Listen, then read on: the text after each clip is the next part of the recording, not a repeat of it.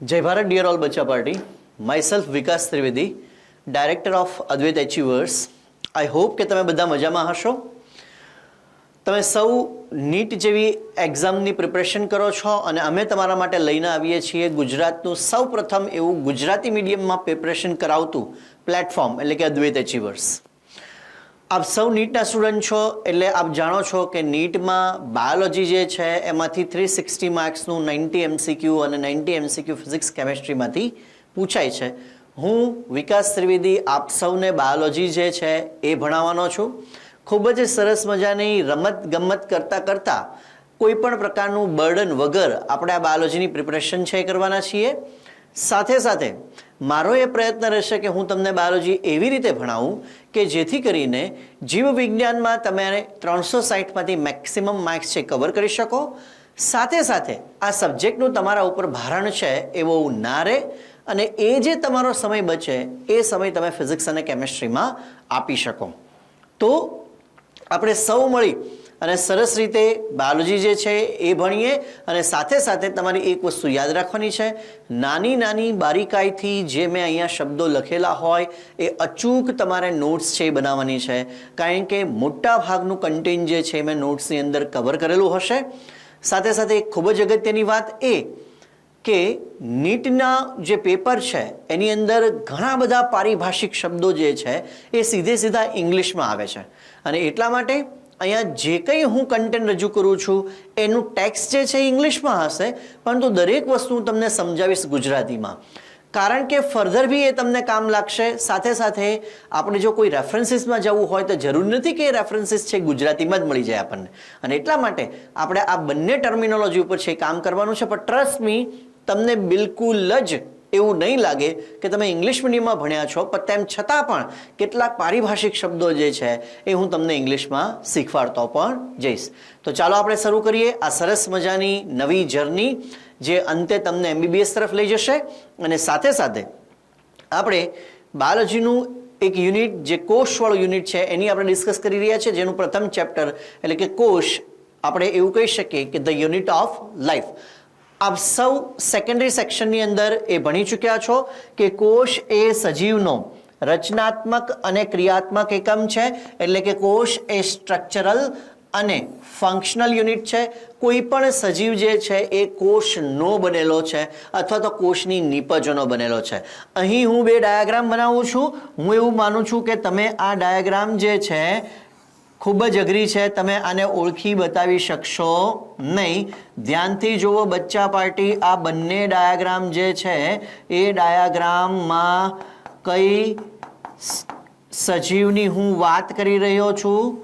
ધ્યાનથી જુઓ, આ બંને ડાયાગ્રામ જે છે આપણે બનાવ્યા અને આ બંને ડાયાગ્રામ જે છે એ બંને ડાયાગ્રામ કોના છે એ તમારે ધ્યાનથી જોવાનું છે, બરાબર? ઓકે, ચાલો આ ડાયાગ્રામ છે આઈડેન્ટિફાઈડ કરીને બતાવો। આ ડાયાગ્રામ જે છે એ કોનું છે? સરસ, આ ડાયાગ્રામ જે છે એ છે અમીનીબાનું। અમીનીબા એટલે કોણ થાય? અમીબા, બરાબર? અને આ ડાયાગ્રામ છે કોનું છે?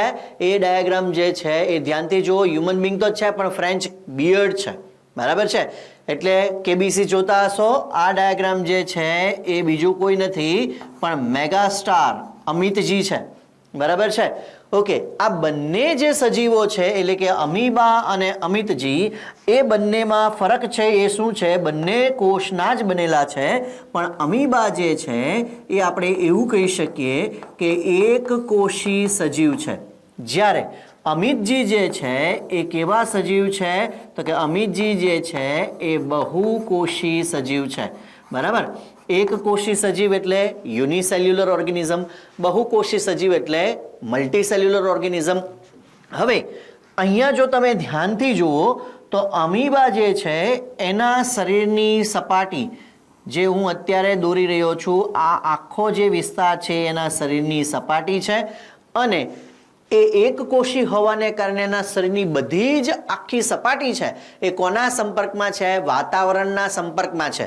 અને વાતાવરણના સંપર્કમાં જ્યારે શરીરની સમગ્ર સપાટી છે એ હોય ત્યારે એક કોષી સજીવમાં શરીર સપાટી જે છે એ શરીર સપાટી દ્વારા જ બધા દ્રવ્યો છે એની શું થઈ શકે, આપલે છે એ થઈ શકે. કારણ કે આખા શરીરની સપાટી કોના સંપર્કમાં છે, વાતાવરણના સંપર્કમાં. પણ શું આ વસ્તુ જે છે એ અમિતાભજીમાં થઈ શકે, તો કે ના થઈ શકે. શું કામ ના થઈ શકે? કારણ કે અમિતજી જે છે એ બહુકોષી પ્રાણી છે, વિકાસ ત્રિવેદી છે બહુકોષી પ્રાણી છે, ચિંટુ અને મોન્ટુ હોય તો બહુકોષી પ્રાણી છે.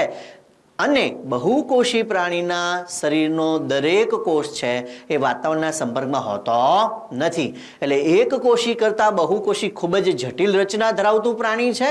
અને એને કારણે આપણે એવું કહી શકીએ કે જેટલી અમીબા જે છે એ વાતાવરણના સંપર્ક દ્રવ્યોની આપલે કરી શકે, એવી રીતે અમિતજી બહુકોષી સજીવ છે એ કરી શકતો નથી. હું એવું માનું છું કે એક કોષી અને બહુકોષીનો કોન્સેપ્ટ છે એ તમને ખ્યાલ આવી ગયો હશે. અહીં ખૂબ જ અગત્યની વસ્તુ એ છે કે બહુકોષી પ્રાણી પણ, એટલે કે અમિતજી પણ, હું પણ, તમે પણ, આપણે બધા બહુકોષી પ્રાણીઓ છે. બહુકોષી પ્રાણી પણ પોતાના જીવનની શરૂઆત એક જ કોષથી કરતું હોય છે. અને એ જે એક કોષ છે એ કોષને આપણે કહીએ છીએ ફલિતાંડ. એ કોષને આપણે શું કહીએ છીએ? એ કોષને આપણે કહીએ છીએ ફલિતાંડ. અથવા તો તેને બીજું પણ લખી શકાય, એને આપણે બોલીએ છીએ યુગ્મનજ. બરાબર? ફલિતાંડ અથવા શું કહીએ છીએ? યુગ્મનજ. હવે યુગ્મનજ જે છે એવું શું કામ કહીએ છીએ? કારણ કે ફલિતાંડની અંદર રંગસૂત્રીય અવસ્થા કઈ છે? 2n. 2n ને આપણે બીજું શું કહીએ છીએ? દ્વિકીય. અને દ્વિકીયનું ઇંગ્લિશ થાય ડિપ્લોઇડ. દ્વિકીયનું ઇંગ્લિશ શું થાય? ડિપ્લોઇડ. મેં તમને કીધું તેમ કેટલાક પારિભાષિક શબ્દો છે આવડવા જ જોઈએ. બરાબર? તો ડિપ્લોઇડનો મતલબ શું થશે? દ્વિકીય. તો ફલિતાંડ એ આપણા સૌનો બહુકોષી પ્રાણીનો પ્રથમ કોષ છે. હવે આ ફલિતાંડ છે એ દાખલા તરીકે, આ ફલિતાંડ કોનો? તો દાખલા તરીકે આ ફલિતાંડ તમે એવું સમજી લો કે એ ફલિતાંડ જે છે એ છે અભિષેકનો. એ ફલિતાંડ છે કોનો છે? તો કે એ ફલિતાંડ છે એ અભિષેકનો. જો ફલિતાંડ અભિષેકનો હોય તો એ ફલિતાંડનું નિર્માણ છે એ કેવી રીતે થયું હશે? તો કે એ ફલિતાંડનું નિર્માણ છે એ બે કોષો દ્વારા થયું. અને એ બે કોષો છે એ કયા? જો આપણે એની વાત કરીએ તો એ બે કોષોમાંનો એક કોષ જે છે એ છે અંડકોષ, અને બીજો કોષ જે છે એ છે શુક્રકોષ. બરાબર? તો શુક્રકોષ અને અંડકોષ આ બંને કોષો જે છે એની વચ્ચે શું થયું? તો કે ફલનની પ્રક્રિયા થઈ. અને ફલનની પ્રક્રિયાને અંતે નિર્માણ શું પામ્યું? ફલિતાંડ છે એ નિર્માણ પામ્યો. હવે શુક્રકોષ અને અંડકોષ એ બંને છે શું? તો કે બંને જનન કોષો છે. એ તમે 9મા ધોરણમાં ભણી ગયા છો. હવે જો આ શુક્રકોષની વાત કરતો હો તો શુક્રકોષ પોતે n વાળો છે અને અંડકોષ પોતે પણ n વાળો છે. એટલે આ બંને કોષોને આપણે શું કહી શકીએ? એકકીય. અહીંયા આપણે શબ્દ કયો વાપર્યો હતો? દ્વિકીય. આ કેવો છે? એકકીય. અને એકકીયનું ઇંગ્લિશ છે શું થાય? હેપ્લોઇડ. તેને શું કહેવાય? હેપ્લોઇડ. હેપ્લોઇડ એટલે શું થાય? એક કોષીય, એકકીય. અને ડિપ્લોઇડ એટલે શું થાય? દ્વિકીય. તો આ શુક્રકોષ અને અંડકોષની અંદર એકકીય રંગસૂત્રો છે. એકકીય રંગસૂત્રો એટલે શું થશે મિત્રો? મિત્રો એટલે આવે કોણ? નરેન્દ્રભાઈ. બરાબર છે? તો એકકીય એટલે થાય 23 રંગસૂત્રો. 23 રંગસૂત્રો ભેગા થઈ અને 23 જોડ રંગસૂત્ર બનાવે. હવે જો આ અભિષેકનો ફલિતાંડ હોય તો શુક્રકોષ કોણે આપ્યો હોય? તો કે શુક્રકોષ આપ્યો હોય એબીએ. એબીનો મતલબ અમિતાભ બચ્ચન લેવાનું નથી. અને અંડકોષ કોણે આપ્યો હોય? અંડકોષ આપ્યો હોય જેબીએ. જેબી એટલે જયા બચ્ચન નથી. પણ આ ફલિતાંડ તો અભિષેકનો જ છે. ઓકે, ચાલો. તો હવે આ ફલિતાંડ જે છે એ આપણે એવું કહી શકીએ કે બે જનન કોષોના ફલન દ્વારા શું નિર્માણ પામ્યું? તો કે ફલિતાંડ છે નિર્માણ પામ્યો. એટલે કે પ્રથમ કોષ નિર્માણ પામ્યો. આ ફલિતાંડ જે છે એ એક પ્રક્રિયામાં પ્રવેશે છે. એ પ્રક્રિયાને આપણે શું કહેશું? એ પ્રક્રિયાને આપણે કહેશું કોષ વિભાજન. એ ફલિતાંડનું ત્યાર પછી શું થાય? કોષ વિભાજન થાય. અને કયા પ્રકારનું કોષ વિભાજન થાય એ બહુ અગત્યનું છે. સસ્સુ. સસ્સુ એટલે શું થાય? સાસુ નહીં. સસ્સુ એટલે સમસૂત્રી ભાજન. કોષ વિભાજન તો થાય પણ કોષ વિભાજનના બે પ્રકાર છે, અર્ધસૂત્રી ભાજન અને સમસૂત્રી ભાજન. તો એ પૈકી અહીંયા જે થઈ રહ્યું છે કયું થઈ રહ્યું છે? અહીંયા જે કોષ વિભાજન થઈ રહ્યું છે સમસૂત્રી ભાજન. સમસૂત્ર એટલે કે આ જે ફલિતાંડમાં રંગસૂત્રો રહેલા છે, કેટલા રહેલા છે? 23 જોડ, બરાબર છે. હવે પ્રત્યેક જોડની અંદર એક માતૃ એક પિતૃ રંગસૂત્ર છે પ્રત્યેક જોડમાં, એટલે દરેક જોડમાં એક માતૃ એક પિતૃ, એવી ટોટલ કેટલી જોડ છે? 23 જોડ છે, બરાબર છે. ઓકે, હવે અહીંયા સમસૂત્રી ભાજન થાય તો એ સમસૂત્રી ભાજનને કારણે ઘણા બધા શું બનશે? કોષો બનશે. અને આ બધા જ કોષો જે છે એ કેવા છે? 2n 2n 2n વાળા. એટલે આ બધા જ કોષો જે છે એ બધામાં જ સરખા જ રંગસૂત્રો છે, 23 જોડ. આવું શું કામ છે?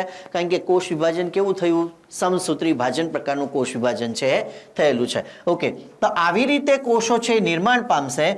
આ જે કોષો છે એને ગર્ભકોષ્ઠ ખંડ કહેવાય, બરાબર છે. પણ એ આપણે પાછું જોશું ક્યારે? પ્રજનન કરશું ત્યારે, એટલે ચેપ્ટરમાં, દુષ્ટો, બરાબર છે. ચાલો, તો આ થઈ ગયા કોષો. અને હવે આ કોષોનું શું થશે? તો કે હવે આ કોષોનું થશે કોષ વિભેદન. શું થશે? કોષ વિભેદન. કોષ વિભેદન એટલે શું? તો કે કોષ વિભેદન એટલે કોષ પોતાના કાર્યને અનુલક્ષીને વહેંચાય. કોષ તેના કાર્યને અનુલક્ષીને વહેંચાય, તેને શું કહેવાય? કોષ વિભેદન. ઇંગ્લિશમાં તેને કહેવાય સેલ ડિફરન્શિએશન. શું કહેશું ને આપણે? Cell differentiation. આ કોષ વિભાજનને કહેવાય સેલ ડિવિઝન. સેલ ડિવિઝન એટલે કોષમાંથી કોષો બનવા, બરાબર છે. પણ ડિફરન્શિએશન એટલે શું? કોષ પોતાના કાર્યને અનુલક્ષીને વહેંચાય. અને જો કોષ પોતાના કાર્યને અનુલક્ષીને વહેંચાય તો કેટલાક વિશિષ્ટ પ્રકારના કોષો ભેગા થઈ અને ઉદાહરણ તરીકે બનાવશે સ્નાયુ પેશી, બરાબર. એ ઉપરાંત અન્ય કેટલાક કોષો જે છે એ ભેગા થઈ ઉદાહરણ તરીકે બનાવશે અધિચ્છદીય પેશી, બરાબર. એ ઉપરાંત ત્રીજા કેટલાક પ્રકારના કોષો છે એ ભેગા થઈ એ બનાવશે શું? તો કે ઉદાહરણ તરીકે કંકાલ પેશી. અને એવી જ રીતે અન્ય કેટલાક પ્રકારના કોષો ભેગા થઈ અને એ બનાવશે શું? તો કે ચેતા પેશી. તો એનો મતલબ એવો થાય કે વિભાજનને અંતે નિર્માણ પામેલા કોષો જે છે એ જ્યારે વિભેદન પામે ત્યારે એ કોનું નિર્માણ કરે છે? પેશીનું નિર્માણ કરે છે. અને આવી ઘણી બધી પ્રકારની પેશીઓ જે છે એ ભેગી થઈ અને કોનું નિર્માણ કરશે? અંગનું નિર્માણ કરશે. આવા ઘણા બધા અંગો જે છે એ ભેગા થઈ અને કોનું નિર્માણ કરશે? તો કે અંગતંત્રોનું નિર્માણ કરશે.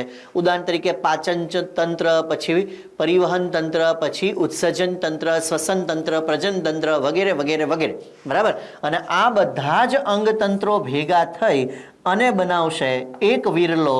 એ વિરલો કોણ? તો કે એ વિરલો આપણા બધાનો પ્યારો રાજદુલારો અભિષેક. કોણ? અભિષેક. હવે અભિષેક છે એ તમે જુઓ કે કેવો છે? બહુકોષી. પણ એના જીવનની શરૂઆત ક્યાંથી થઈ? એક જ કોષથી. એ એક કોષ કયો છે? તો કે ફલિતાંડ છે, બરાબર. તો ફલિતાંડથી લઈ અને અભિષેક બન્યો ત્યાં સુધીમાં એ જીનેટિકલી પ્રોગ્રામ્ડ હતો. હવે આ જીનેટિકલી પ્રોગ્રામ્ડ એટલે શું? પ્રથમ કોષથી લઈ અભિષેક બન્યો ત્યાં સુધીમાં જનીન દ્રવ્યમાં કોઈ પણ પ્રકારનો ફેરફાર આવતો નથી. એટલે અહીંયા જ્યારે આપણે સમસૂત્રી ભાજન, આ બધું જ સમસૂત્રી ભાજન છે, બરાબર. જ્યારે સમસૂત્રી ભાજન થાય તો સમસૂત્રી ભાજનને કારણે નિર્માણ પામતા જે કોષો જે છે એ બધા જ કોષો આઈડેન્ટિકલી સેમ હોય છે. એનો મતલબ શું થાય? બધા જ કોષોમાં જનીન દ્રવ્ય કેવું હોય છે? સમાન જ હોય છે. પણ સમાન જ હોય ને, કારણ કે વિભાજન કેવું થયું? સમસૂત્રી ભાજન પ્રકારનું. તો આપણને એવું થાય કે આપણે જો જનીન દ્રવ્ય જો અહીંયા સુધી સેમ હોય તો જનીન દ્રવ્ય બદલાય ક્યારે? તો જનીન દ્રવ્ય બદલાશે ક્યારે? તો કે હવે જ્યારે અભિષેક જે છે એ અભિષેક પોતાના જનન કોષો બનાવશે ત્યારે એ શું કરશે? તો કે માતામાંથી મળેલું અને પિતામાંથી મળેલું જે રંગસૂત્ર છે, ઉદાહરણ તરીકે તમે એવું સમજી લો કે આ પિતામાંથી મળેલું રંગસૂત્ર છે અભિષેકને, અને આ દાખલા તરીકે માતામાંથી મળેલું રંગસૂત્ર છે. આ બંને રંગસૂત્રો જે છે આવી ટોટલ કેટલી જોડ છે? 23 જોડ, બરાબર છે. તો જ્યારે અભિષેક પોતે જનન કોષનું નિર્માણ કરતો હશે, એટલે કે શુક્રકોષનું નિર્માણ કરતો હશે, એ સમયે માતાએ અને પિતાએ આપેલા રંગસૂત્રો વચ્ચે શું થાય છે? જનીનોની આપ-લે.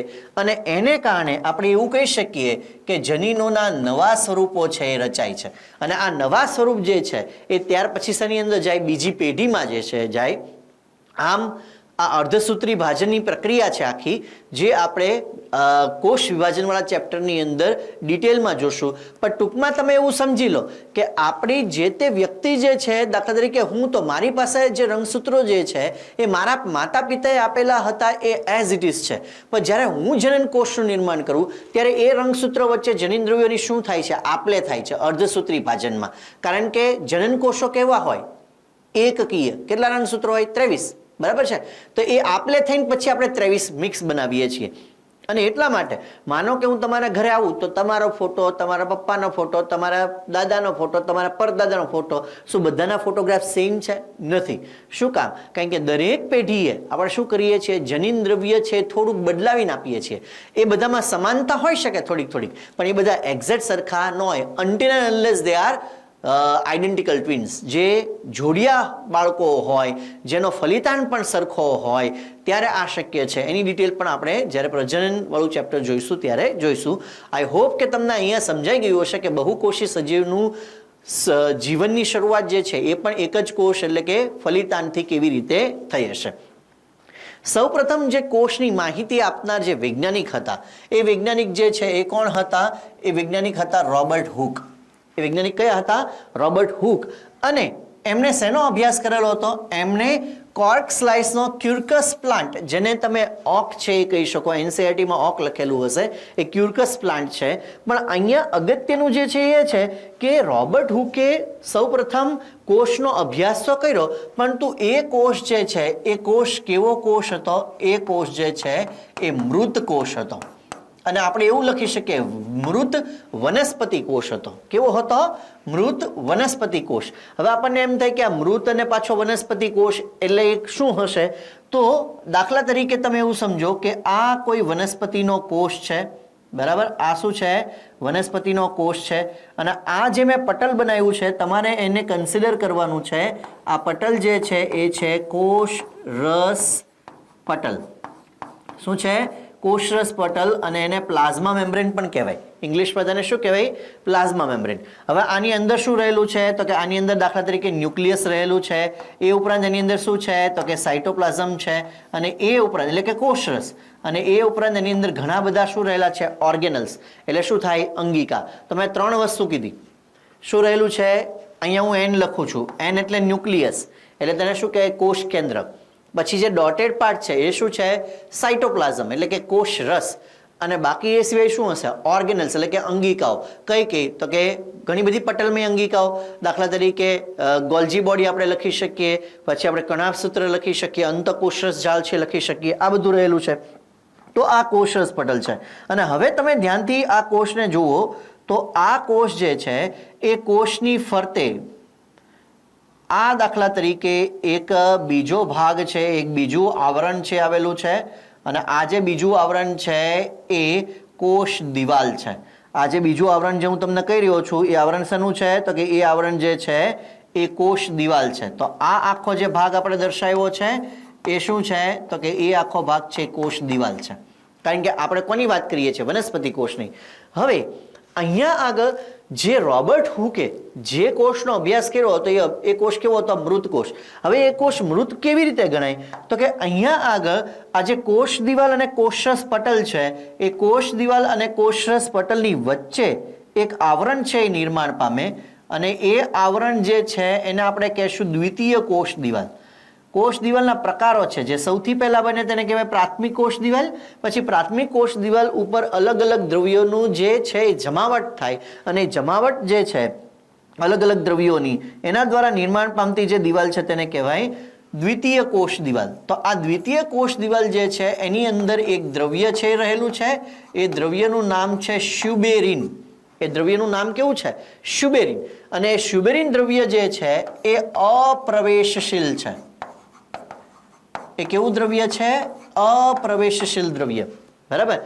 તો જ્યારે કોષ દિવાલ, પ્રાથમિક કોષ દિવાલ અને કોષરસ પટલ વચ્ચે આવા સ્યુબેરીન જેવા અપ્રવેશશીલ દ્રવ્યની જમાવટ થાય અને જમાવટને કારણે થશે શું? તો કે જમાવટને કારણે થશે એવું કે બહારનું દ્રવ્ય અંદર નહીં આવી શકે, અંદરનું દ્રવ્ય બહાર જઈ શકશે નહીં. એટલે આપણે એવું કહી શકીએ એક્સચેન્જ ઓફ મટીરિયલ બંધ થઈ જશે, દ્રવ્યોની આપલે બંધ થઈ જશે.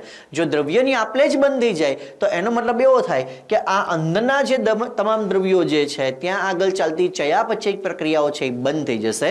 અને આને કારણે થશે શું? તો કે વાસ્તવિક રીતે ધીરે ધીરે ધીરે ન્યુક્લિયસ એટલે કે કોષ કેન્દ્ર, અંગિકાઓ અને કોષરસ એ બધું ધીરે ધીરે કોષમાંથી વાઇપ આઉટ થઈ જશે. માત્ર બચશે શું? કોષ દિવાલ. માત્ર શું બચશે? કોષ દિવાલ. આવું થયું શું કામ?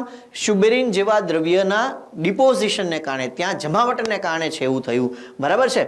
અને એટલા માટે જે વાસ્તવિક રીતે રોબર્ટ હુકે જે કોષ જોયો હતો એ કોષ મૃત કોષ હતો. એની અંદર શું નહોતું? એની અંદર કોષ કેન્દ્ર નહોતું, એની અંદર કોષ રસ નહોતો, એની અંદર કોઈ અંગિકાઓ નહોતી, માત્ર શું હતું? કોષ દિવાલ. અને એટલા માટે તેને શું કહેવાય? મૃત કોષ છે એ કહેવામાં આવે છે. બરાબર.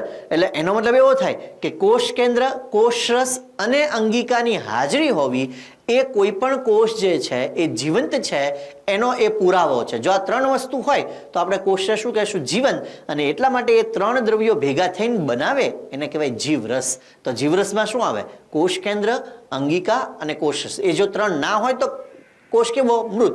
અને એ ત્રણ દ્રવ્યો જે છે એ ટુગેધર તેને શું કહેવાય? જીવરસ, જેને ઇંગ્લિશમાં શું કહેશું આપણે? પ્રોટોપ્લાઝમ. આગળ આપણે એની ડિસ્કસ છે એ કરશું. બરાબર.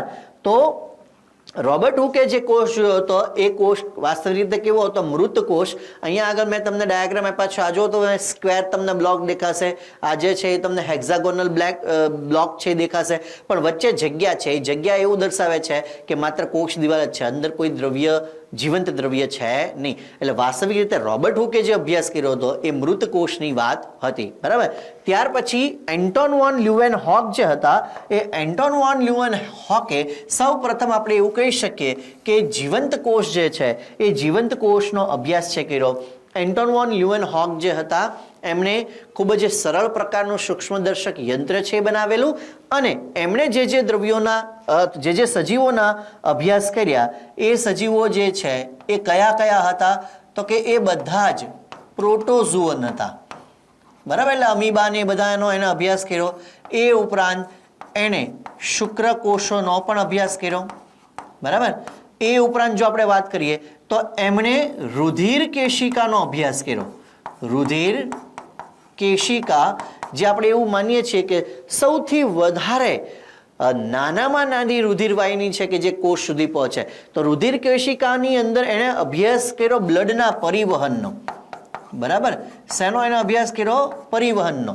તો અહીંયા આગળ એન્ટોન વોન લ્યુવેનહોક જે છે એ સજીવ, એ વ્યક્તિ હતા કે જેને સૌપ્રથમ આવા બધા સજીવોનો એણે અભ્યાસ છે એ કર્યો. બરાબર. ચાલો, તો ત્યાર પછીની જો આપણે વાત કરીએ તો રોબર્ટ બ્રાઉન જે છે એ સાયન્ટિસ્ટે સૌપ્રથમ ન્યુક્લિયસ જે છે એની શોધ છે કરી અને શેની અંદર? ઓર્કિડ રૂટમાં. બરાબર.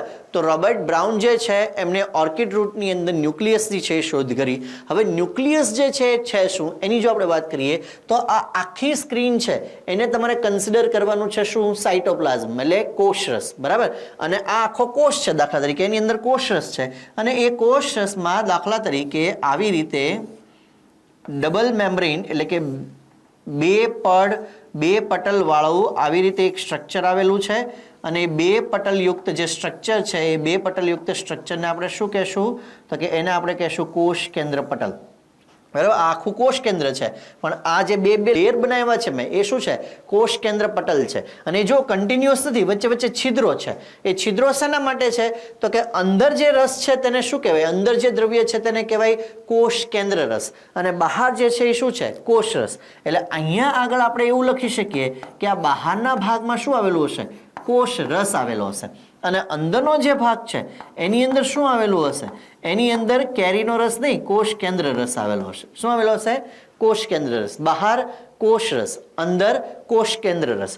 પણ કોષ કેન્દ્ર રસની અંદર સૌથી અગત્યનું જે દ્રવ્ય આવેલું છે એ દ્રવ્ય આવા તંતુમય સ્વરૂપે આવેલું હશે અને એ દ્રવ્યને શું કહેવામાં આવે? તો કે એ દ્રવ્ય જે છે એને કહેવામાં આવે રંગસૂત્ર દ્રવ્ય. તેને શું કહેવામાં આવે? રંગસૂત્ર દ્રવ્ય. અને વાસ્તવિક રીતે એની અંદર શું રહેલું હોય? ડીએનએ રહેલું હોય, એટલે કે ડીઓક્સીરિબોન્યુક્લિક એસિડ. અને ડીએનએ જે છે એ શું છે? ડીએનએ છે જનીન દ્રવ્ય છે, બરાબર? તો રંગસૂત્ર દ્રવ્ય સ્વરૂપે જનીન દ્રવ્ય એની અંદર આવેલું હોય. અને આ જે કોષ કેન્દ્ર છે એની અંદર હજી એક ડાર્ક વિસ્તાર છે આવેલો છે. અને એ ડાર્ક વિસ્તાર જે છે એ ડાર્ક વિસ્તારને આપણે શું કહેશું? કોષ કેન્દ્રિકા. એને આપણે શું કહેશું? કોષ કેન્દ્રિકા. એટલે આ આખું જે સ્ટ્રક્ચર છે તેને કોષ કેન્દ્ર કહેવાય. એ કોષ કેન્દ્રની અંદર શું આવેલું છે? કોષ કેન્દ્રિકા. કોષ કેન્દ્ર એટલે ન્યુક્લિયસ અને કોષ કેન્દ્રિકા એટલે ન્યુક્લિયોલસ. એની ડિટેલ હમણાં આપણે આગળ જોઈએ છીએ. ઓકે, તો અહીંયા અંદર કોષ કેન્દ્ર રસ છે, બહાર શું છે? કોષ રસ છે. અને એ બંને વચ્ચે જે દ્રવ્યોની આપ-લે થવાની છે એ આ છિદ્રો દ્વારા થવાની છે. અને એ છિદ્રોને શું કહેવામાં આવે? કોષ કેન્દ્ર છિદ્રો કહેવામાં આવે. અહીં એક બહુ જ અગત્યની વાત તમારે એ સમજવાની છે કે જ્યારે કોઈ કોષ G0 ફેઝમાં હોય, જ્યારે કોઈ કોષ, કયો શબ્દ મેં વાપર્યો? G0 phase. આ કોઈ પણ કોષ છે એનો એક ફેઝ છે.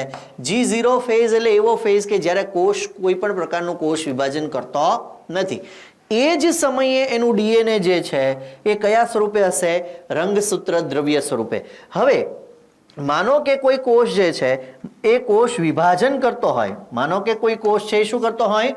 કોષ વિભાજન કરતો હોય, તો આ રંગસૂત્ર દ્રવ્ય જે છે એ રંગસૂત્ર દ્રવ્ય આગળ જતા એક સ્ટ્રક્ચરની અંદર ફેરવાશે. એ સ્ટ્રક્ચર કંઈક આવું હશે, બરાબર? આ સ્ટ્રક્ચરને શું કહેવામાં આવે છે? રંગસૂત્રિકા. આ સ્ટ્રક્ચરને શું કહેવામાં આવે છે? રંગસૂત્રિકા. અને હવે જો આવી બે રંગસૂત્રિકાઓ છે ભેગી થાય અને આવું સ્ટ્રક્ચર બને તો એને આપણે શું કહેશું? તો એને આપણે કહેશું રંગસૂત્ર. તો ત્રણ શબ્દ તને સમજાઈ જવા જોઈએ. એક, માત્ર તંતુ સ્વરૂપે હોય તો રંગસૂત્ર દ્રવ્ય કહેવાય. પછી એ શું થાય? કન્ડેન્સ થાય, એટલે ભેગું થાય અને આવું એક રોડ લાઇક સ્ટ્રક્ચર બનાવે. તેને શું કહેવાય? રંગસૂત્રિકા. અને આવી બે સરખી રંગસૂત્રિકા, સરખી એટલા માટે કહું છું કે એ બંને રંગસૂત્રિકા જે છે, એ બંને રંગસૂત્રિકા જે છે એની અંદર જનીન દ્રવ્ય પણ કેવું છે? એક સરખો, બરાબર છે? અને એટલા માટે આ બંને રંગસૂત્રિકાને એકબીજાની શું કહેવાય? તો કે એકબીજાની સિસ્ટર ક્રોમેટિડ કહેવાય. તેને શું કહેવાય? એકબીજાની સિસ્ટર ક્રોમેટિડ છે એ કહેવામાં આવે, બરાબર છે? ચાલો, તો આઈ હોપ કે તમને ન્યુક્લિયસનો કોન્સેપ્ટ છે ક્લિયર થઈ ગયો હશે. ન્યુક્લિયસ પછી જો આપણે વાત કરીએ તો અહીંયા ધ્યાનથી જુઓ. ફોન્ટેના ડિસ્કવર્ડ ન્યુક્લિયસ, ન્યુક્લિયોલસ. આની પહેલા જે આપણે ડિસ્કસ કરતા હતા એ કોની વાત કરતા હતા? ન્યુક્લિયસની, એટલે કે કોષ કેન્દ્રની. હવે આપણે કોની વાત કરીએ છીએ? Nucleolus. In skin cell of eel. ઈલના સ્કિન સેલમાં એને સૌપ્રથમ કોષ કેન્દ્રિકાનો અભ્યાસ કર્યો. અને આ ન્યુક્લિયોલસ ટર્મ જે છે એ આપનાર સાયન્ટિસ્ટ કોણ હતા? બોમેન. જેને તમે ગુજરાતીમાં બાઉમેન કહેતા, બાઉ જેવું કંઈ છે નહીં, હે? એ શું છે? બોમેન છે. ઓકે, તો અહીંયા ફરી વખત આપણે એક વખત એવું પ્રયત્ન છે કરીએ કે ન્યુક્લિયોલસ જે છે અને ન્યુક્લિયસ વચ્ચેનો ભેદ છે એ પારખીએ. અગેન હું અહીંયા એક કોષ કેન્દ્ર છે બનાવું છું. માનો કે આ આખું એક કોષ કેન્દ્ર છે અને કોષ કેન્દ્ર છે કેવું છે? તો કે કોષ કેન્દ્ર છે એ બેવડી દિવાલ ધરાવતું છે. કોષ કેન્દ્ર છે કેવું છે? બેવડી દિવાલ અથવા તો બેવડું પટલ ધરાવતી રચના છે. અને આ રચનાની અંદર ખૂબ બધા આવા થ્રેડ સ્વરૂપે શું આવેલા છે? તો કે થ્રેડ સ્વરૂપે આવેલા છે રંગસૂત્ર દ્રવ્ય. અને એ રંગસૂત્ર દ્રવ્યની અંદર કોઈ એક ભાગની અંદર વધારે કન્ડેન્સ થયેલું જનીનિક દ્રવ્ય છે એ જોવા મળે છે. અને આ જનીનિક દ્રવ્ય એટલે ન્યુક્લિયોલસ, જેને આપણે શું કહેશું? કોષ કેન્દ્રિકા. આ આખું સ્ટ્રક્ચર જે મેં બનાવ્યું છે એ આખું સ્ટ્રક્ચર જે છે એ શું છે? આખું સ્ટ્રક્ચર જે છે એ છે કોષ કેન્દ્ર. પણ એ કોષ કેન્દ્રમાં જે ડાર્ક સ્ટેઇન થયેલો ભાગ છે એ ડાર્ક સ્ટેઇન થયેલો ભાગ વાસ્તવિક રીતે એક ચોક્કસ પ્રકારના રંગસૂત્રો છે, બરાબર ને? એ ક્રોસેન્ટ્રિક રંગસૂત્ર કહેવાય અને એ રિજિયનને કહેવાય NOR. એટલે કોષ કેન્દ્રિકાને બીજું આપણે શું કહી શકીએ? NOR. NOR એટલે શું થાય? ન્યુક્લિયોલર ઓર્ગેનાઇઝર રિજિયન અથવા તો ન્યુક્લિયોલસ ઓર્ગેનાઇઝર રિજિયન. જે જગ્યાએ શું બનવાનું છે? કોષ કેન્દ્રિકા. અને કોષ કેન્દ્રિકા બનાવવા માટેનો જે આ વિસ્તાર છે એ વિસ્તાર ચોક્કસ પ્રકારના રંગસૂત્રોથી બનેલો છે અને રંગસૂત્રો છે એક્રોસેન્ટ્રિક પ્રકારના રંગસૂત્રો. કયા રંગસૂત્રો છે? એક્રોસેન્ટ્રિક. 4 પ્રકાર આવે: મેટાસેન્ટ્રિક, સબમેટાસેન્ટ્રિક, એક્રોસેન્ટ્રિક ને ટીલોસેન્ટ્રિક. એમાં એક્રોસેન્ટ્રિક એટલે સેટેલાઇટ ક્રોમોઝોમ પણ એને કહેવાય. એ આપણે પાછી ડિટેલ છે એ રંગસૂત્રવાળા ચેપ્ટરમાં પણ જોશું. તો કોષની અંદર જે ડાર્કલી સ્ટેઇન છે એ કોષ કેન્દ્ર છે, પણ કોષ કેન્દ્રની અંદર પણ જે ડાર્કલી સ્ટેઇન ભાગ છે એ શું છે? કોષ કેન્દ્રિકા. બરાબર. હવે કોષ કેન્દ્રમાં શું છે? હમણાં જ આપણે જોયું રંગસૂત્ર. બરાબર. અને એની અંદર શું હોય? DNA. તો DNA જીનેટિક મટીરિયલ છે. તો DNA ડીઓક્સીરિબોન્યુક્લિક એસિડ એ એસિડ છે. બરાબર. અને એસિડ છે એટલે બેઝથી સ્ટેઇન થશે અને જ્યારે તમે સ્ટેઇન કરશો તો એ વધારે કેવું દેખાશે? ડાર્ક દેખાશે. બરાબર.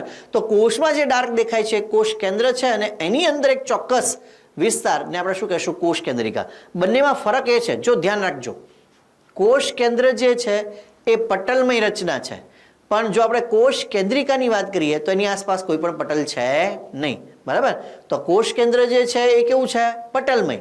કોષ કેન્દ્રિકા જે છે એ પટલમય રચના છે નહીં. તો આઈ હોપ કે કોષ કેન્દ્ર અને કોષ કેન્દ્રિકા જે છે એની વચ્ચેનો ભેદ તમે સમજી ચૂક્યા હશો. ત્યાર પછીની જો આપણે વાત કરીએ તો ધ ટર્મ પ્રોટોપ્લાઝમ. પ્રોટોપ્લાઝમ એટલે એને આપણે શું કહેશું? એને આપણે કહેશું જીવરસ. બરાબર. Was given by Purkinje. Purkinje નામના સાયન્ટિસ્ટ છે આ શબ્દ છે પ્રયોગ કર્યો જીવરસ. તો હજી હમણાં જ હું જ્યારે તમને ડેડ સેલનો કોન્સેપ્ટ છે એ સમજાવતો હતો તો કોષની અંદર 3 રચનાઓ. એક રચના કઈ? કોષ કેન્દ્ર. બીજી રચના કઈ? તો કે કોષ રસ. અને ત્રીજી રચના કઈ? તો કે કોષોમાં રહેલી અંગિકાઓ. બરાબર. આ 3 રચનાઓ ભેગી થઈ અને આપણે એવું કહી શકીએ કે જીવરસનું નિર્માણ કરે છે. અને એ જીવરસ એટલે શું થાય? પ્રોટોપ્લાઝમ. બરાબર. આ 3 દ્રવ્યો જો કોષમાં ના હોય તો એ કોષને આપણે મૃત જાહેર કરી દઈએ છીએ કે એ કોષ કેવો છે? મૃત કોષ છે. તો એનો મતલબ એવો થાય કે જો આ હોય તો એ જીવંત કોષ છે ને. એટલા માટે આ ત્રણેયને શું કહેવાય? જીવરસ. અને ઇંગ્લિશમાં તેને શું કહેશું આપણે? પ્રોટોપ્લાઝમ. મિત્રો, પારિભાષિક શબ્દો જો યાદ રાખશો બાયોલોજીમાં તો જ તમે જીતશો. એટલી વસ્તુ છે યાદ રાખજો. ચાલો ત્યાર પછીની આપણે વાત કરીએ તો સેલ થિયરી એટલે કે કોષવાદ. કોષવાદ રજૂ કરનાર જે સાયન્ટિસ્ટ હતા, પણ કોષવાદ 2 રજૂ થયા. એક જે પ્રાથમિક કોષવાદ રજૂ થયો એ પ્રાથમિક કોષવાદ રજૂ કરનાર જે સાયન્ટિસ્ટ હતા એ તમે 9મા 10મામાં ભણી ગયા છો. એ હતા સ્ક્લીડન અને સ્વોન. બરાબર. સ્ક્લીડન જે છે એ જર્મન બોટનિસ્ટ હતા અને સ્વોન જે છે એ બ્રિટિશ ઝૂઓલોજિસ્ટ હતા. પણ મેમ્બ્રેનનો સૌપ્રથમ અભ્યાસ જે છે એ કોણે કરેલો? તો કે એ કરેલો સ્ક્વોને. હવે આ બંને વૈજ્ઞાનિકોના મત મુજબ દરેક સજીવ કોષ અને તેની નિપજનો બને. કોષવાદના 2 મુદ્દા. બરાબર. પ્રાથમિક અથવા તો આદિ કોષ થિયરી જે હતી અથવા કોષવાદ હતો એના 2 મુદ્દા હતા. એ 2 મુદ્દા 2 સાયન્ટિસ્ટ આપ્યા. બરાબર છે? સ્ક્લીડન અને સ્ક્વોને. ઓકે. એમાં પહેલો મુદ્દો શું છે? દરેક સજીવ કોષ અને તેની નિપજનો બનેલો છે. બરાબર. તો આ સ્ક્લીડન અને સ્વોન છે અને એનો જો પહેલો મુદ્દો જે છે શું આપ્યો? All living organisms are composed of cell and their products. દરેક સજીવ કોષ અને તેની નિપજનો બનેલો છે. અને બીજી વસ્તુ શું કીધી એને? કે વાસ્તવિક રીતે કોઈ પણ સજીવ જે કાર્ય કરે છે એ એના બંધારણમાં રહેલા કોષોના વ્યક્તિગત કાર્યની નિપજ છે. એટલે એનો મતલબ એવો થાય કે વિકાસ ત્રિવેદી કામ કરે છે? ના. વાસ્તવિક રીતે વિકાસ ત્રિવેદી જે કામ કરે છે એ એના બંધારણમાં રહેલા બધા જ કોષો જે કાર્ય કરી રહ્યા છે એનો સમન્વય છે. એટલે બહુકોષી સજીવની વાત કરે છે કે બહુકોષી સજીવની અંદર બહુકોષી સજીવ કાર્ય નથી કરતો, એના બંધારણમાં રહેલા બધા કોષો ભેગા થઈને ચયાપચય ક્રિયાઓ કરે છે. બરાબર. અને એને કારણે આપણે એવું કહીએ કે એ કોષ છે એ સજીવ છે એ કાર્ય કરી રહ્યો છે. તો 2 મુદ્દા. દરેક સજીવ કોષ અને તેની નિપજનો બનેલો છે અને બીજું સજીવો દ્વારા થતા કાર્યો એ વાસ્તવિક રીતે તે સજીવના બંધારણમાં રહેલા કોષોની સામૂહિક રીતે કાર્ય પ્રણાલી છે એવું આપણે કહી શકીએ. પણ આ જે કોષવાદ રજૂ થયો તેનો સૌથી મોટો ડ્રોબેક એ હતો કે નવા કોષો કેવી રીતે નિર્માણ પામે છે એ આ બે સાયન્ટિસ્ટ કહી શક્યા નહોતા. બરાબર, અને એટલા માટે એને આપણે કહીએ છીએ આદિકોષવાદ. ત્યાર પછી મોડર્ન સેલ થિયરી આવી. બરાબર, મોડર્ન સેલ થિયરી એટલે આધુનિક કોષવાદ. તો આધુનિક કોષવાદ કોણે રજૂ કર્યો હતો? આધુનિક કોષવાદ રજૂ કરનાર જે સાયન્ટિસ્ટ હતા એ હતા રુડોલ્ફ વિર્ચો. બરાબર, અને એમણે એવું કીધું કે નવા કોષો જે છે એ પૂર્વ અસ્તિત્વ ધરાવતા કોષોના કોષ વિભાજનથી નિર્માણ પામે છે. હું રિપીટ કરું છું, નવા કોષો પૂર્વ અસ્તિત્વ ધરાવતા કોષોના કોષ વિભાજનથી નિર્માણ પામે છે. હમણાં જ આપણે ઉદાહરણ જોયું કે ઝાયગોટ જે છે એ ઝાયગોટમાંથી આખો અભિષેક બન્યો. તો ઝાયગોટ એટલે પૂર્વ અસ્તિત્વ ધરાવતા કોષ, એમાંથી નવા કોષો નિર્માણ પામ્યા જાય. બરાબર છે, તો નવા નવા કોષો જે છે એ કેવી રીતે બને? તો પહેલા જે કોષ હતા એના કોષ વિભાજન દ્વારા બને. બરાબર, તો એવું કહેનાર જે સાયન્ટિસ્ટ હતા એ કયા હતા? રુડોલ્ફ વિર્ચો. બરાબર, અને એમણે એક ફ્રેઝ આપ્યો. ફ્રેઝનો મતલબ શું થાય? એણે એક મંત્ર આપ્યો, અને મંત્ર શું કહેતો હતો? ઓમનિસ સેલ્યુલા એ સેલ્યુલા. એનો મતલબ શું થાય? પૂર્વ અસ્તિત્વ ધરાવતા કોષોમાંથી નવા કોષો છે બની રહ્યા છે. બરાબર, અને એવી રીતે આ ત્રણેય સાયન્ટિસ્ટો જે છે એટલે સ્ક્લીડન અને સ્ક્વાન અને સાથે સાથે રુડોલ્ફ વિર્ચો, અને આ ત્રણેય દ્વારા જે મોડર્ન થિયરી, આ બંને સાયન્ટિસ્ટ થયા સ્ક્લીડન અને સ્ક્વાન અને રુડોલ્ફ વિર્ચો દ્વારા આ ત્રણેય સેલ થિયરીના જે અત્યારે આપણે કોષવાદ ભણી રહ્યા છીએ, આધુનિક કોષવાદ, એમાં 3 મુદ્દાઓ છે. બરાબર છે, ચાલો આપણે આગળની જો વાત કરીએ તો કોષ જે છે એની સાઇઝ વેરિયેબલ હોય છે. એટલે કોષ જે છે એના કદ છે એ કેવા હોય છે? બદલાતા કદ હોય છે. પણ એ બદલાતા કદ જે છે એ કોષ જે છે એ ક્યારે નક્કી કરશે કે એને ડિવિઝન કરવાનું કે કેમ? બરાબર, તો એના ઉપર ખૂબ જ અગત્યના 3 મુદ્દા, ખૂબ જ અગત્યના. બરાબર, જે આપણી એનસીઈઆરટીમાં બહુ બરાબર રીતે આપ્યા નથી, એટલે તમારે ધ્યાન આપવાનું છે અહીંયા. Okay, cell size variable. The cell size depends on. કોષનું કદ કોના આધારિત નક્કી થાય? તો એમાં પહેલું ન્યુક્લિયોસાઇટોપ્લાઝમિક રેશિયો. ન્યુક્લિયોસાઇટોપ્લાઝમિક રેશિયો એટલે શું?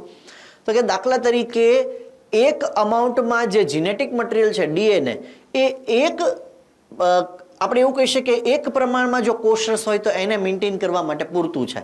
એટલે જીનેટિક મટીરિયલ જે કોષ કેન્દ્રમાં રહેલું છે ડીએનએના સ્વરૂપમાં, એ ચોક્કસ પ્રકારનો જો જથ્થો સાઇટોપ્લાઝમ એટલે કે કોષરસનો હોય તો એ ચયાપચય પ્રક્રિયા છે કરી શકે. હવે માનો કે જીનેટિક મટીરિયલ જેટલું હતું એટલું ન લ્યું, પણ સાઇટોપ્લાઝમ છે વધતો ગયો, એટલે શું થયું? કોષરસ છે વધતો ગયો. તો એનો મતલબ શું થયો? ન્યુક્લિયોસાઇટોપ્લાઝમિક રેશિયો એ અલ્ટર થઈ ગયો. બરાબર, એટલે આજે દાખલા તરીકે તમે એવું સમજી લો કે તમારા ઘરની અંદર એક વ્યક્તિ કમાવા વાળું હોય તો એ 4 જણાને ખવડાવી શકતું હોય, પણ એ 4 ના 40 થઈ જાય તો કમાવા વાળો તો એક જ વ્યક્તિ રહ્યો. તો જીનેટિક મટીરિયલ છે એ તો એટલું જ રહ્યું, પણ સાઇટોપ્લાઝમિક કન્ટેન્ટ કેવું થઈ ગયું? વધારે. તો એ સાઇટોપ્લાઝમિક કન્ટેન્ટમાં ચાલતી ચયાપચય પ્રક્રિયાઓ છે એ પ્રોપર ચાલશે નહીં. તો આવા સમયે કોષે શું કરવું પડશે? કોષ વિભાજન છે કરવું પડશે. તો ન્યુક્લિયોસાઇટોપ્લાઝમિક રેશિયો એ છે કોષના કદ ઉપર આધાર રાખે છે. ઓકે, એ ઉપરાંત જો આપણે વાત કરીએ તો બીજું શું? તો કે રેટ ઓફ મેટાબોલિક એક્ટિવિટી. ખાસ ધ્યાન આપો કે કોઈ પણ કોષમાં ચાલતી ચયાપચય પ્રક્રિયાઓ જે છે એની જો બ્રેકેટમાં મેં શું લખ્યું છે? Bigger size nucleus allow better control of metabolic activity. એટલે જે કોષોમાં કોષોનું કદ કે કોષ કેન્દ્રનું કદ, બરાબર, બિગર ન્યુક્લિયસ. તો ન્યુક્લિયસમાં હોય શું? જીનેટિક મટીરિયલ હોય ને. તો જેમ કોષમાં કોષ કેન્દ્રનું કદ છે મોટું, તેમ તે કોષ જે છે એની અંદર ચયાપચય પ્રક્રિયાનો દર છે કેવો? વધારે. બરાબર, એક ઉદાહરણ લઈએ, દાખલા તરીકે WBC. આપણા શરીરમાં શ્વેતકણો છે, એ શ્વેતકણોમાં કોષ કેન્દ્ર મોટા હોય છે એટલે એ બહુ એક્ટિવ હોય છે. બરાબર, તો કોષ કેન્દ્રનું કદ જેમ મોટું એટલે કે ન્યુક્લિયસ જે છે એની અંદર જીનેટિક મટીરિયલ જે છે અથવા ન્યુક્લિયસનું કદ જેટલું મોટું એટલું બાદ ચયાપચય પ્રક્રિયા પ્રોપરલી થશે. ત્રીજી વસ્તુ, ratio of surface area to the volume. એટલે કોષ જે છે એની સરફેસ છે કેટલી છે અને કોષની અંદર દ્રવ્યો છે એ કેટલા છે. બરાબર, એના આધારે ફરી વખત કહું છું, કોષની સરફેસ છે કેટલી છે અને કોષની અંદર દ્રવ્ય છે એ કેટલા છે. હવે હું તમને એક પ્રશ્ન કરું છું અને પછી આપણે એ જ પ્રશ્ન ઉપર વાત કરીએ. હમણાં આપણે એક ઉદાહરણ લીધું કે અમીબા ને અમિતાભજી, બરાબર, અથવા તો અમીબા ને એલિફન્ટ. હવે અમીબા જે છે એ જો એક કોષનું બને તો ભગવાનને વાંધો શું છે? જો હાથીને એક જ કોષથી બનાવી નાખે પ્રોબ્લેમ શું? ચાલો, તમને એક જ કોષથી બનાવી નાખ્યા તો પ્રોબ્લેમ શું હતો? પણ પ્રોબ્લેમ હતો. બરાબર. અને એ પ્રોબ્લેમ શું હતો હવે આપણે જોવા જઈ રહ્યા છે. એ આપણો આ ત્રીજો મુદ્દો છે. એ ત્રીજો મુદ્દો કયો કે ratio of surface area to the volume, એટલે કે કોષની જે સપાટી છે એ સપાટી અને એની અંદર રહેલા દ્રવ્યોનો જથ્થો, એ બંને વસ્તુ પણ કોષની અંદર એક્ટિવિટી છે એના ઉપર અસર કરે. આપણે એક એક્ઝામ્પલ છે લઈએ. અહીંયા આપણે લખીએ છીએ ઉદાહરણ 1, અને ઉદાહરણ 1 ની અંદર દાખલા તરીકે તમારી પાસે અહીંયા એક ઘનાકાર કોષ મેં ડ્રો કર્યો છે. બરાબર. આ દાખલા તરીકે થઈ ગયો એક ઘનાકાર કોષ. આ જુઓ તમે, આ એક ઘનાકાર કોષ થઈ ગયો. બરાબર. અને આ ઘનાકાર કોષ જે છે એની દરેક સાઈડ જે છે એ દરેક સાઈડની લંબાઈ જે છે એ 1 સેન્ટીમીટર છે. કેટલી છે? 1 સેન્ટીમીટર. બરાબર. હવે આ ઘનાકાર કોષ જે છે એ ઘનાકાર કોષનો દાખલા તરીકે મારે એરિયા ફાઇન્ડ આઉટ કરવો છે. મારે શું ફાઇન્ડ આઉટ કરવું છે? એરિયા. તો એરિયા ફાઇન્ડ આઉટ કરવા માટે શું સૂત્ર આવે? તો કે એરિયા ફાઇન્ડ આઉટ કરવું હોય આપણે તો લંબાઈ ગુણ્યા પહોળાઈ અને ગુણ્યા બાજુઓ, આવું આપણે લખવું પડે. બરાબર. Length into breadth into sides. તો લંબાઈ કેટલી છે? 1 સેન્ટીમીટર. પહોળાઈ કેટલી છે? 1 સેન્ટીમીટર, કારણ કે બધી સાઈડ સરખી જ છે. અને બાજુઓ કેટલી છે? તો કે બાજુઓ જે છે 6, કારણ કે ક્યુબિક છે તો બાજુ કેટલી હોય? 6. બરાબર. તો એ પ્રમાણે અહીંયા આપણે એવું લખી શકીએ કે આનો જવાબ શું આવે? 6 સ્ક્વેર સેન્ટીમીટર, એટલે 6 સ્ક્વેર સેન્ટીમીટર. એનું શું થઈ ગયું? એરિયા. હવે માનો કે આપણે ફાઇન્ડ આઉટ કરીએ એનું વોલ્યુમ. હવે આપણે એનું શું ફાઇન્ડ આઉટ કરીએ છીએ? વોલ્યુમ. વોલ્યુમ ફાઇન્ડ આઉટ કરવા માટે શું આવશે? લંબાઈ ગુણ્યા પહોળાઈ ગુણ્યા ઊંચાઈ. અને એ તો શું આવશે? 1 ગુણાકારમાં 1 ગુણાકારમાં 1 ઇઝ ઇક્વલ ટુ 1 પણ અહીંયા શું આવશે? Cubic centimetre. તો જ્યારે કોષનું કદ 1 સેન્ટીમીટર એવું હોય અને એવો એક ઘનાકાર કોષ હોય તો આપણે જો એનો એરિયા ટુ વોલ્યુમ રેશિયો છે એ જોઈએ. બરાબર. Area to volume ratio, A short abbreviation area માટે ને વી શોર્ટ એબ્રિવિએશન વોલ્યુમ માટે. તો આવા સમયે જો એરિયા ટુ વોલ્યુમ રેશિયો જે છે એ આપણે ફાઇન્ડ આઉટ કરીએ. આપણે પેન છે થોડીક ચેન્જ કરી લઈએ. ચાલો, અહીંયા જો આપણે એરિયા ટુ વોલ્યુમ રેશિયો જો હું આનું લખું તો શું થયું? 6:1. જ્યારે કોષનું કદ કેટલું હતું? જ્યારે કોષનું કદ 1 સેન્ટીમીટર જેટલું છે. હવે તમે છે એ ગેસ કરો. દુષ્ટો ગેસ એટલે GUESS, બેઠા બેઠા ગેસની વાત નથી. ચાલો, તો હવે આ કોષ જે છે એ કોષનું કદ વધ્યું. બરાબર. એટલે અહીંયા આપણે લખી નાખીએ વધતું કદ. શું લખીએ છીએ આપણે? વધતું કદ. અને વધતા કદને અંતે માનો કે આ જે કોષ છે એ કોષનું ક્યુબિક સેલ જ છે. બરાબર. પણ એનું કદ છે એ શું થઈ ગયું? કદ છે એનું વધ્યું. શું વધ્યું ભાઈ? કદ છે વધ્યું. બરાબર. ઓકે. અને આ કદ વધીને દાખલા તરીકે એ જ કોષ કે જે 1 સેન્ટીમીટર દરેક બાજુ એની ધરાવતો હતો એની બદલે હવે કેવડો થઈ ગયો? 2 સેન્ટીમીટર વાળો. અને આવા સમયે માનો કે આપણો એનો એરિયા છે ફાઇન્ડ આઉટ કરવો હોય તો એ area again length into breadth into sides. બરાબર. આ વખતે થોડુંક મેં ઇંગ્લિશમાં લખ્યું. એ કેટલું આવશે? લેન્થ કેટલી છે? 2. પહોળાઈ કેટલી છે? 2. સાઈડ કેટલી છે? 6. તો 2 2 દુ 4 ને 4 6 24, એટલે શું આવશે અહીંયા? 24 સ્ક્વેર સેન્ટીમીટર. એનો શું થઈ ગયો? એરિયા. અને એવી જ રીતે જો આપણે વોલ્યુમ છે એ ફાઇન્ડ આઉટ કરીએ તો વોલ્યુમ છે શું આવશે? તો કે length into breadth into height. અને એવી કન્ડિશનમાં શું આવશે? 2 ગુણાકારમાં 2 ગુણાકારમાં 2 એટલે કેટલું થાય? 8 ક્યુબિક સેન્ટીમીટર. શું થશે? 8 ક્યુબિક સેન્ટીમીટર. તો જ્યારે કોષ નાનો હતો ત્યારે એરિયા ટુ વોલ્યુમ રેશિયો કેટલો આવ્યો? 6:1. અને જ્યારે એ જ કોષ છે એ મોટો થઈ ગયો ત્યારે એરિયા ટુ વોલ્યુમ રેશિયો શું આવ્યો? 24:8. અને સિમ્પ્લિફાઈ કરીએ તો શું આવે? 3:1. બરાબર. તો આવા કન્ડિશનમાં જો તમે ધ્યાનથી જુઓ, જ્યારે કોષ જે છે એ કોષ નાનો હતો ત્યારે એરિયા ટુ વોલ્યુમ રેશિયો કેટલો આવ્યો? 6:1. અને એ જ કોષ જ્યારે મોટો થઈ ગયો ત્યારે એરિયા ટુ વોલ્યુમ રેશિયો કેટલો આવ્યો? 3:1. એટલે એનો મતલબ એવો થાય કે કોષનું કદ વધવાથી એરિયા ટુ વોલ્યુમ રેશિયો શું થાય? ડાઉન. અને area to volume ratio down થવો એટલે એનો મતલબ એવો થાય કે એ કોષ જે છે એ કોષમાં ચયાપચય પ્રક્રિયાનો દર છે શું થઈ જશે? ઘટી જશે. એટલે કોષ ઉપર લોડ આવવા લાગ્યો. તો એવા સમયે જો પાછું એને આ કરવું હોય તો શું? આટલું જ પાછું એરિયા ટુ વોલ્યુમ રેશિયો લાવવો હોય તો શું કરવું પડે? કોષ વિભાજન કરવું પડે, બરાબર છે. અને એટલા માટે અમુક સમય પછી કોષ વિભાજન છે એ કોષમાં થઈ જાય, કારણ કે આ રેશિયો છે મેન્ટેન થતો નથી. અહીંયા બ્રેકેટમાં જો મેં શું લખ્યું છે, surface volume ratio decreases with increase in cell size or volume. જેમ જેમ કોષ જે છે એ કોષનું કદ છે એ વધતું જાય તેમ તેમ એરિયા ટુ વોલ્યુમ રેશિયો છે શું થાય, ઘટતો જાય. એનો મતલબ એવો થાય છે કોષ જે છે એ ચયાપચય પ્રક્રિયાનો દર છે શું થશે, ઘટશે, બરાબર. એટલે કોષ જેટલો નાનો હોય એટલો વધારે સારું, એને મોટો મોટો કરી શકાય નહીં, અને એટલા માટે એક જ કોષમાંથી આખો હાથી બની શકે નહીં. એટલે કોઈ દિવસ ભગવાન ઉપર શંકા કરવી નહીં. ચાલો, તો શંકા, કુશંકા અને લઘુ શંકા ત્રણેય ખતરનાક છે, એટલે આ ત્રણમાંથી કશું કરવું નહીં. લઘુ શંકા કરવી હો ભાઈ, સોરી. ચાલો, તો સ્મોલેસ્ટ સેલ જે છે એ કયો છે, પીપીએલઓ. પીપીએલઓ જે છે એ શોર્ટ એબ્રિવિએશન છે, બરાબર. પીપીએલઓ નું ફૂલ ફોર્મ છે એ શું થશે, પ્લ્યુરો ન્યુમોનિયા લાઇક ઓર્ગેનિઝમ. તમારી ટેક્સ્ટબુકમાં આપેલું છે પીપીએલઓ. એને બીજું શું કહેવાય, માઇકોપ્લાઝમા, બરાબર. અને એની જે સાઇઝ છે કેટલી છે, 0.1 માઇક્રોમીટરથી લઈને 0.3 આ એની રેન્જ છે, બરાબર છે. એન્ડ ધ લાર્જેસ્ટ સેલ છે એ કોણ છે, ઓસ્ટ્રિક એગ, એટલે શાહમૃગનું ઈંડું, એ તમે જાણો છો, બરાબર. હવે અહીંયા એક વસ્તુ પાછી અગત્યની તમારે ધ્યાનમાં રાખવાની છે કે જો તમને ખાલી એવું પૂછવામાં આવે, બરાબર, કે સ્મોલેસ્ટ સેલ એટલે શું થાય, તો કે નાનામાં નાનો કોષ, ખાલી આટલું જ પૂછ્યું છે, નાનામાં નાનો કોષ, તો તમારો જવાબ જે છે એ શું હોવો જોઈએ, બેક્ટેરિયા.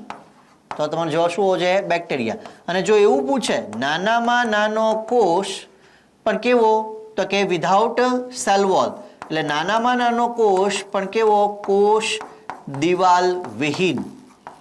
નાનામાં નાના કોષની જ વાત છે પણ કેવો, કોષ દિવાલ વિહીન. તો તમારો આન્સર છે એ શું હોવો જોઈએ, પીપીએલઓ. એટલે એનો મતલબ એવો થાય, જો સમજો, નાનામાં નાનો કોષ પૂછ્યો હોય તો બેક્ટેરિયા જવાબ આવે, પણ નાનામાં નાનો કોષ વિધાઉટ સેલ વોલ એટલે કોષ દિવાલ વગર જો વાત કરી હોય તો તમારો આન્સર શું આવવો જોઈએ, પ્લ્યુરો ન્યુમોનિયા લાઇક ઓર્ગેનિઝમ, એટલે કે પીપીએલઓ. આ પીપીએલઓ જે છે બેક્ટેરિયા કરતાં પણ નાના છે અને બેક્ટેરિયા કરતાં પણ સરળ છે. સરળ શું કામ છે, કારણ કે બેક્ટેરિયામાં કોષ દિવાલ છે, પીપીએલઓમાં કોઈ પણ પ્રકારની કોષ દિવાલ છે નહીં, બરાબર. એટલે સિમ્પલ પૂછે સ્મોલેસ્ટ સેલ તો બેક્ટેરિયા, અને વિધાઉટ સેલ વોલ પૂછે તો શું આવશે, પીપીએલઓ, બરાબર છે. તો આ વસ્તુનું તમારે ખાસ છે એ ધ્યાન રાખવાનું છે.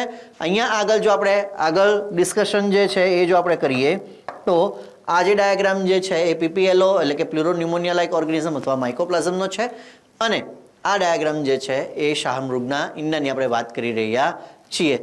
તો આઈ હોપ કે તમે આ લેક્ચર છે એ ખૂબ સરસ રીતે એન્જોય કર્યો હશે. બાયોલોજી રમતા રમતા ભણવું હોય અને સાથે સાથે ગુજરાતી મીડિયમના સ્ટુડન્ટ હોવા છતાં પણ સારો સ્કોર કરવો હોય, અમે આ સાબિત કરી ચૂક્યા છીએ, કારણ કે ગુજરાતી મીડિયમનો ગયા વર્ષે અમારા જ પાસે કોચિંગ લેનાર વિદ્યાર્થી અભિષેક ચાવડા જે અત્યારે દિલ્હી એમ્સની અંદર છે, તો જો તમને ભણવાની મજા આવી હોય તો અમારી યુટ્યુબ ચેનલ છે સબસ્ક્રાઈબ કરો, સાથે સાથે અમારી એપ્લિકેશન છે ડાઉનલોડ કરો, અને સરળ ભાષામાં મજા કરતાં કરતાં પારિભાષિક શબ્દો છે સમજતા સમજતા કેવી રીતે ધીરે ધીરે ધીરે કન્ટેન્ટ જે છે કન્ટેન્ટને રમત બનાવવું અને કન્ટેન્ટ જે છે એ તેમ છતાં પણ પરીક્ષાલક્ષી રહેવું, એ જો તમારે કરવું હોય તો અમારી સાથે સંકળાવો. આઈ હોપ કે તમે આ લેક્ચર છે એ એન્જોય કર્યો હશે. Love you all, stay tune, જય ભારત.